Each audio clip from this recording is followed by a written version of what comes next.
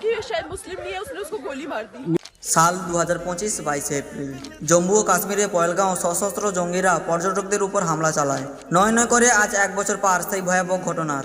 সবুজে ঘেরা শান্ত প্রকৃতির মাঝে হঠাৎই নেমে আসে এক অভিশপ্ত দিন। 4 জন জঙ্গি আধুনিক অস্ত্র AK-47 নিয়ে হামলা চালায়। সেই হামলাকারীরা মানুষের ধর্ম যাচাই করে 26 জন নিরীহ হিন্দু মানুষকে নিহত করেছিল। এই ঘটনা যা গোটা দেশকে নাড়িয়ে দেয়।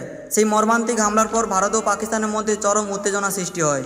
পরবর্তীতে সেই সন্ত্রাসের বিরুদ্ধে করা বার্তা দিতে ভারত শুরু করে অপারেশন সিন্দুর নামক একটি বড়সড় নিরাপত্তা ও প্রতিরোধমূলক অভিযান। সেই অভিযানে পাকিস্তানের একটার পর একটা জঙ্গি ঘাঁটি তছনছ করে এবং অনেক সন্ত্রাসীদের নিহত করে ইন্ডিয়ান আর্মিরা। এটি 2008 সালে মুম্বাইয়ের হামলার পর অন্যতম ভয়াবহ বেসামরিক হামলা হিসাবে ধরা হয়। শুধু এই ঘটনা কাশ্মীর নয়, স্তব্ধ হয়ে গিয়েছিল গোটা দেশ। শোক, ক্ষোভ আর আতঙ্কে কেঁপে উঠেছিল সাধারণ মানুষ। আজ 1 বছর পর 2026 সালে দাঁড়িয়ে সেই স্মৃতি আজও শিউরে তোলে সকলকে। সময় হয়তো ক্ষত কিছুটা শুকিয়ে দেয়, কিন্তু দাগ মুছে দিতে পারে না। এই দিনে 26 জন ভারতবাসী তাদের প্রিয়জনকে হারিয়েছে। দেশের প্রধানমন্ত্রী নরেন্দ্র মোদী নিহতদের প্রতি গভীর শ্রদ্ধা জানিয়েছেন। পহেলগাঁও সেই রক্তাক্ত দিন আজ শুধু ঘটনা নয়, এটি এক বেদনার প্রতীক। আমাদের তরফ থেকে শহীদদের প্রতি রইল গভীর শ্রদ্ধা। আমরা আপনাদের কখনো ভুলব না।